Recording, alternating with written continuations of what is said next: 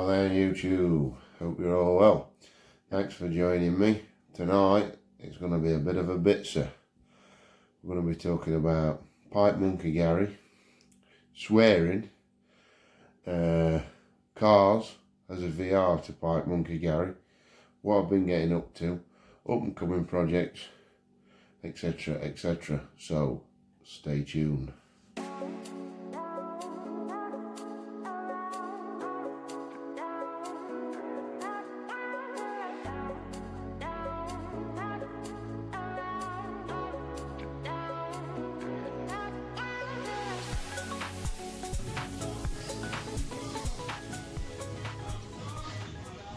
No lighter, no problem.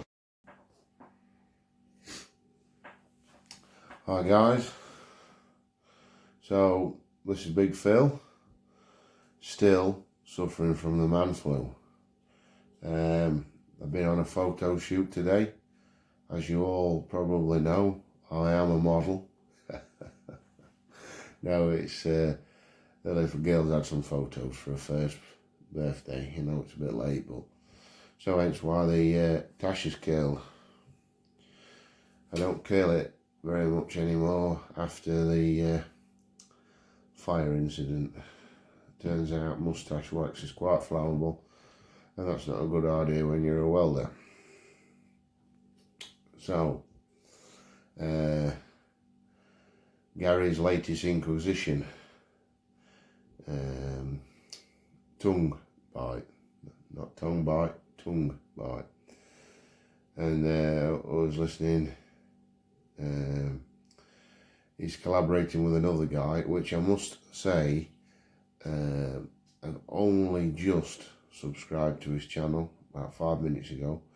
So I am sorry, I've got nothing to comment on the channel, but I'm sure he's a mate of Gary's, he'll be putting out some fantastic stuff, and I will be checking it out, so look out for some comments on that. So moving forward, you're talking about swearing and etc, and it made me think about a real old buddy of mine.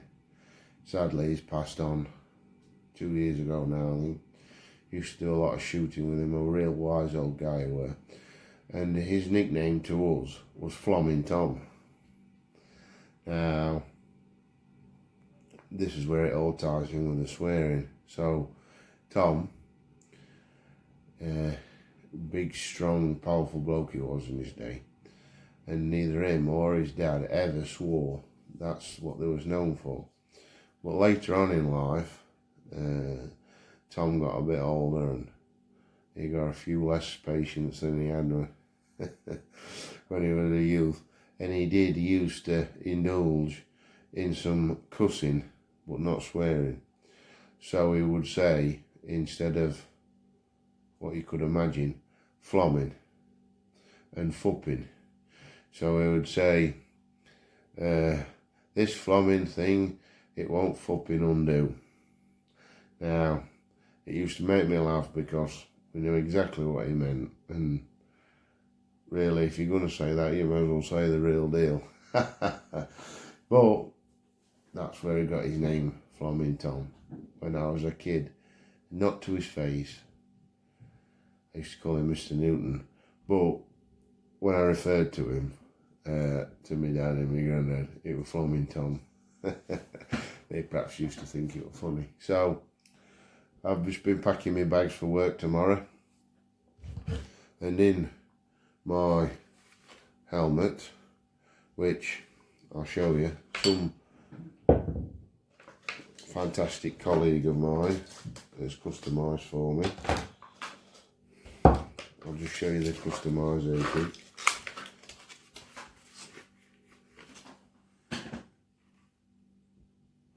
NOB. I wonder what that stands for. But now I've got a Peterson lighter, cold and flu tablets, the LCS bent billiard. In fact, I love that pipe. And some 4 noggins, Lord Methley's Smell that. I was actually going to pass it you to smell it, but I don't think we've got smell-o-vision. Sorry about that, guys. So yeah, this stuff, if you like an aromatic, is lovely. I'm not sure if I'm going to have a pipe tomorrow, because I don't know if I feel up to it, but this could be a stressful job, so I might need it. So in answer, I don't know if you were asking us to participate, but I noticed a couple of them I really fancied doing. So in answer to Gary's video, we'll say, a VR on the vehicles he'd owned and everything, I thought it'd be a fun thing to do. Now we're really going to have to condense it, because I've done quite a lot of buying and selling vehicles. Let's just say I was never satisfied. Now I used to buy a car, every car I bought was broke, pretty much, except for my first car. Do it up, use it a bit, get bored and try and sell it for a profit, and that's how I still go on today. So my first car was, bearing in mind I'm only a spring chicken, I'm only 30, was a 2001, I think, Ford Focus. And obviously I loved cars, loved modified cars. I weren't really supposed to be modifying this car, and I didn't really, it was fundamentally standard. The insurance was the car was 2,400, and the insurance was 3,000 something, I think. Well, as a 18-year-old lad, that's a lot of money. And back then there were no back boxes, or things like black boxes, should I say. So it was a lot of money. Now, I'd love to have modified this vehicle, but my dad wouldn't let me, rightly so, because he'd avoid me insurance. But I did everything I could to try and make it look as I wanted it, without doing any modifications that warranted letting the insurance know. And I had some really good times in that car. Not really got much to say about it, but that was the first car. So my first car that I modified, did up and really enjoyed, was the second vehicle, which was a 1992 J-registered 205 GTI. So some of you guys watching, some of my friends, you'll all remember that. Cherry bomb exhaust, stripped out, rebuilt all under engine bay, back axle, took all interior out to clean it, sort of thing. Now I give £750 for that. I didn't really spend anything on it, just a lot of time, and I sold it for, can't remember, say £2 grand, I don't know. Now that car, if it's in same condition, would be 15 grand car. So same as Gary's Escort, that's one I wished I'd have kept. Third car was my first Land Rover. Well, no, I'd had 3 Land Rovers before. My dad bought me a Land Rover at 12 or 13 year old to learn to drive in, which were £50. And then I had a few more, but that was my first proper Land Rover on the road. Now this Land Rover Defender, I bought it at K-Reg 1992. I paid £1,500 for it, I think. And it was a county, Green County. I have got a photo of it, so I'll attach a photo now. That's of it finished, only sadly there's one of a few photos I've got of it. So I'll give £1,500 for it. I fully rebuilt it. I think I'd be between 18 and 19 years old. Fully stripped it down. Some of my mates helped me. strip it down, clean it. I think Wes, if he's watching, he'll remember carrying the chassis down the yard, the new galvanised chassis, and wire brushing it up and painting it. And that was my first full restoration project and Land Rover. There's been several Land Rovers since. I'm trying to think of cars that had a funny story. So I had a 2002 BMW Compact off a Scorch. You've all seen Scorch. And at the time, I was only courting, going out with my wife, who is now, and she lived at Sheffield. And on the way to Sheffield, there's what they call the spinky bumps and the sharp jumps in the road, if you like. And it's on sort of a narrow lane, and they're a bit tricky, so you shouldn't be going fast. Now, I was going faster than I should have been. Went over the first one. I mean, if you went, say, 40, 50, you'd jump it. But we weren't going that fast, but we were going too fast. So I went over the first bump. And as we went over the second bump, I hold my hands up for this, by the way, I see that there's some cars waiting in the bottom of the dip. And I'm like, oh my God, what did they stop for?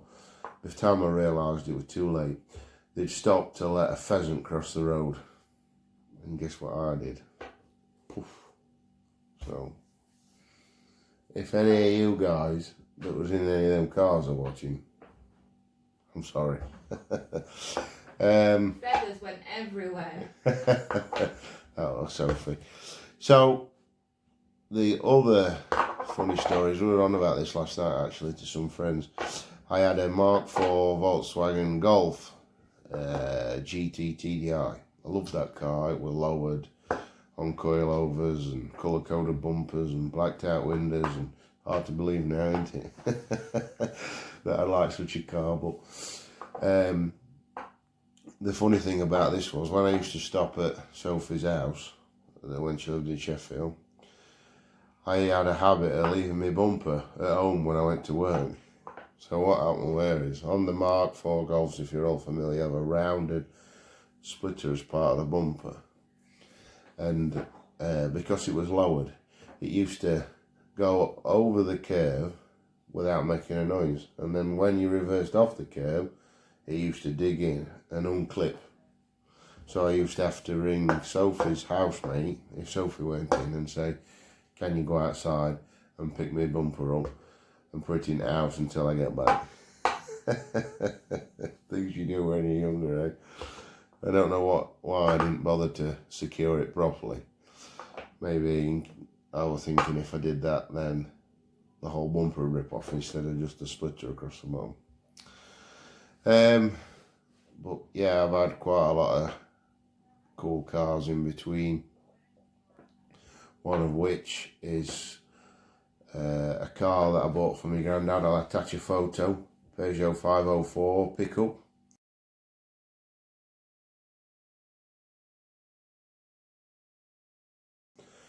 He had about 5 of these through his life. When he started business, he had one, and he had several, and they just were fantastic workhorses. Now, sadly, my granddad, he still comes to work every day for a couple of hours, but he's got dementia.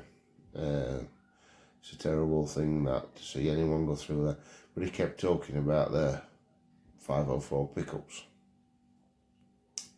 So I was looking to buy one, and the rock boxer, serious rock boxer. So I found one for sale in Reading, which is probably knocking on for 180, between 150 and 180 mile away from me.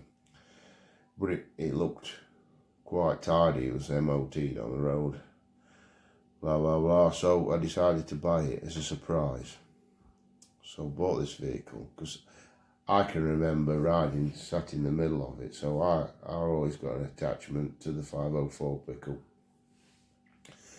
So we bought this vehicle, £1,500 it were. It was only 2, maybe 3 years ago. Went down, picked it up, got it back, proud as punch I was. I got it for him. I took the wheels off, shot blasted, painted, new tyres, had it all signed, written up, as you can see, repaired, put new wing tops on it, did a lot of welding on it, had it painted, bits and bobs, tidied up, and I showed it to him, and he were over the moon. Oh, these trucks are bomb-proof, lad. You know why we used to have them, don't you? And one of the reasons was, one, it was the only pickup at the time that could really carry weight in England, available in England. But the other reason was, they don't actually have a prop shaft, they have a torque tube. I believe it's like some early Volkswagen, so it's like a cast aluminium tube that bolts direct to your axle, and then inside it is a drive shaft. Now, why that appealed to me, granddad, is because we used to do a lot with the farmers. You used to have to go in the field with the swaths, the straw swaths that come out the back of the combine, and they used to get wrapped around prop shafts and then get on the exhaust and set fire to the field and your pickup and everything. So that was one of the main reasons why my granddad had them. So I get this pickup. I'm sorry, I do digress, don't I? Keep up. So I got this pickup, I presented it to him, and he were over the moon. He's telling me all these stories about it, blah, blah, blah. And basically, the bottom line was, he said, oh, these diesel engines are bomb-proof. So I said, well, sadly, this is a petrol. I couldn't find a diesel. And he went, oh, well, they were never any bloody good when they were new. And that was it. He never wanted no more to do with this pickup. Since then, I have put a diesel in it, but it's still not, that was it. So, it got me some brownie points for 5 minutes, and they've all gone. But I still enjoy that pickup. Soon it'll be tax and MOT exempt, and it's just a nice reserve pickup. You know, when everybody's out in work vehicles, you need to nip somewhere, you can nip in that. You hardly use any diesel, and puts a smile on your face. It makes you remember where you come from, because it's slow and steady and hard over the bumps and all that. And then lastly, there's 2 vehicles that I still own. I still haven't finished. Some of you guys will have seen one. There is a video of it. I'll attach a link, and that is the Rolls Royce that I'm doing, and the other is the Westfield sports car. Now, the reason why I'm telling you about these is the 2 pending and up and coming restorations, and I will cover them on my channel. The Rolls Royce I've already mechanically restored, and my friend is currently painting it. Hopefully it's nearly done. So, like I say, there's a video on that on my channel. I'll attach that. Now the Westfield, now the Series 1 is done, which I shall attach a video of it getting loaded on the trailer, because I didn't get time to do a road test. So, and the bonnet's rattling because there's 2 nuts on the top that's loose, making a god awful noise. They clamped the wheel on, so excuse that.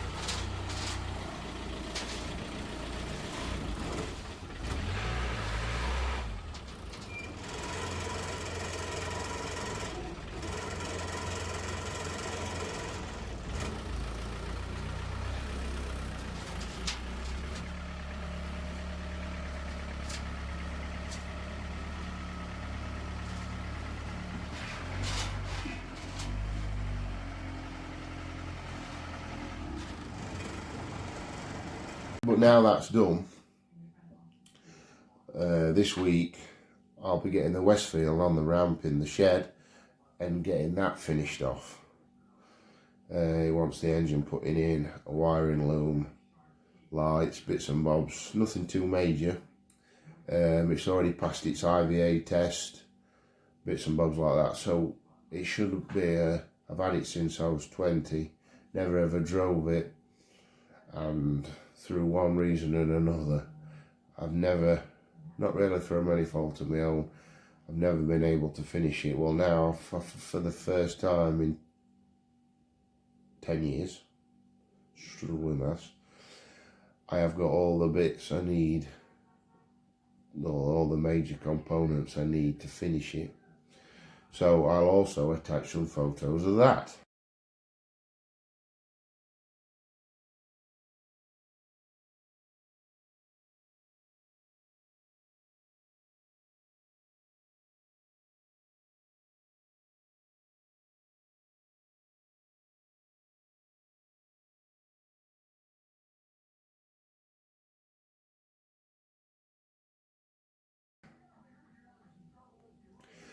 So I hope that clears up my best, worst, fastest, most embarrassing incidents driving cars, whatever scenario. I hope that clears that up for you, Gary. And I'm really sorry I haven't checked out your friend's channel, but I shall. And I will be looking out for his version of Tongue Bite. And don't keep flomming swearing. So yeah, I'm going to get off, get my tea, and hopefully tomorrow a bowl of this, which you can't smell. And I'm expecting a package from Simon, so I've been a bit naughty, and after about 2-3 months celibacy, I haven't bought any pipes, and the other day I cracked and bought a Scotty off Simon. I'm hoping, it sounds like as well, it's a very similar size and shape to this, which this is the pipe for me. There's only one thing that gets close to this for me, and that's a 320. It used to be the 320, and I can't believe any pipe has knocked the 320 off of its podium for me, but this pipe is the one. So, if any of you guys want a top clencher, this is it. So, I am rambling on, as Welshie'd say, I'm waffling on. So I'll leave you guys in peace, and until next time, keep it lit.